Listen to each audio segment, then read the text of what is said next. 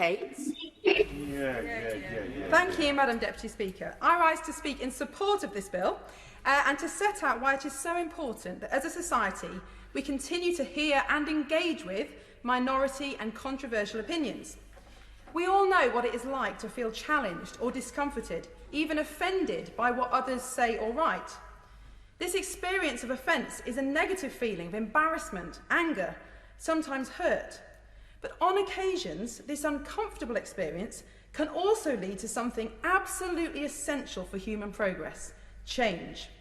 I'm not talking about personally offensive or targeted abusive attacks on individuals, which are clearly abhorrent.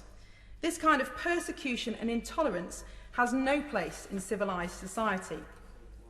I'm talking about the kind of offence or discomfort that is felt when we hear something that is deeply challenging to our deeply held points of view, and it causes us a kind of emotional pain that sometimes forces a response.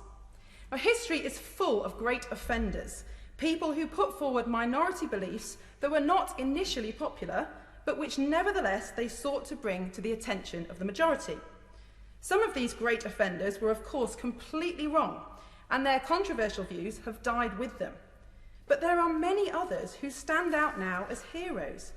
Churchill, with his opposition to appeasement, Fawcett's views on women's rights, Darwin's findings on evolution, Galileo's heretical views on the solar system, Martin Luther's challenge to the teachings of the Church. All of these great men and women held views that were contentious, even offensive in their day. But through the force of argument and in time, they changed the tide of opinion and brought change. Change that I doubt any of us in this House today regrets. That change came because people changed their minds. Listeners, including people of influence, heard these views. Many fought to shut them down, often violently, but enough people responded differently and allowed their attitudes to be altered.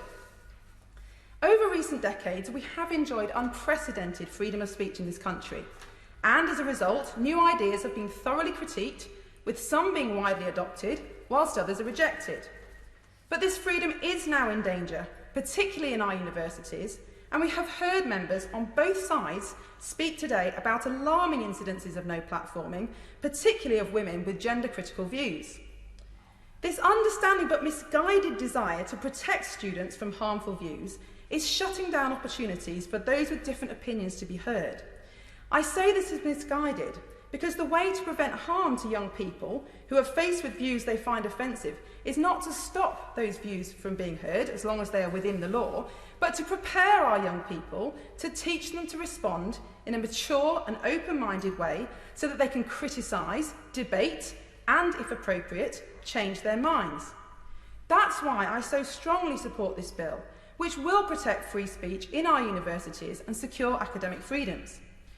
We do our young adults and our whole society a great disservice when we do not allow students to be exposed to the ideas and beliefs that will challenge them and allow them to grow in character and resilience.